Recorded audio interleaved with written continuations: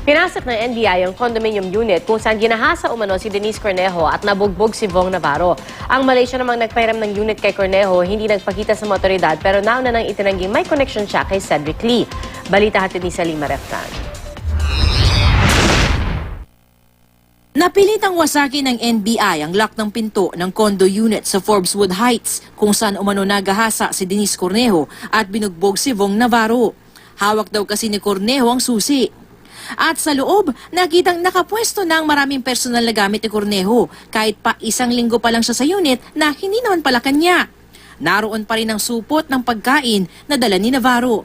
At sa sofa, may isang bag at may mga bakas ng dugo na hindi pa tiyak kung saan galing.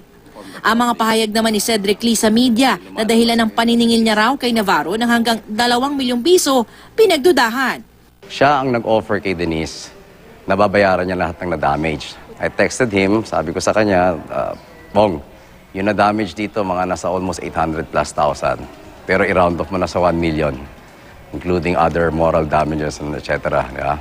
Nakita po namin is maayos naman. So, wala namang kaming nakita na pwede namin sabihin na sira. No-show naman sa NBI ang Malaysia na si Greg Binunos na tunay raw na umuupa sa unit na pagmamayari naman ni Soledad Ramos. Pero sabi ng Malaysian sa paunang pagtatanong ng NBI, nagpatulong raw sa kanya na maghanap ng pansamantalang tirahan si Cornejo na nakilala lang niya sa isang exclusive club nitong Disyembre. Idinanggi raw ng Malaysia ng anumang koneksyon kay Cedric Lee. Nung nagpunta sila dito, I asked the same question even to Mrs. Ramos. Hindi niya kilala si Cedric. Ang kilala lang niya si Miss Denise Cornejo. Sa kopya ng isa sa mga logbook ng mga gwardya ng Forbeswood na nakuha ng GMA News, makikita noong 11:30 ng gabi ng January 22, isang guard ang nakapansing dumaan si Cornejo at kanya mga bisita kasama isang lalaking nakatali ang kamay sa likod na kinilalang si Vong Navarro.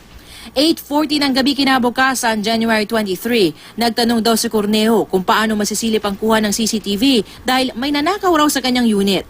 10:30 PM ng gabing yun, dumating si Binunos para makiusap sa maintenance ng kondo na palitan ang mga lock sa unit. Hindi pa rin nagpapakita sa NBI ang sinabpina ng si Simeon Ras Jr. o Zimmer Ras, ang martial arts expert na kasama ng grupo ni Lee. Ipinasa na raw ng NBI sa korte ang reklamo. Ang 5 pulis namang humawak sa pagbablotter ng grupo ni Lee at Cornejo kay Navarro sa Southern Police District nirelieve na habang nag-iimbestiga na rin ang PNP Internal Affairs Service sa insidente. Salima Refran, GMA News.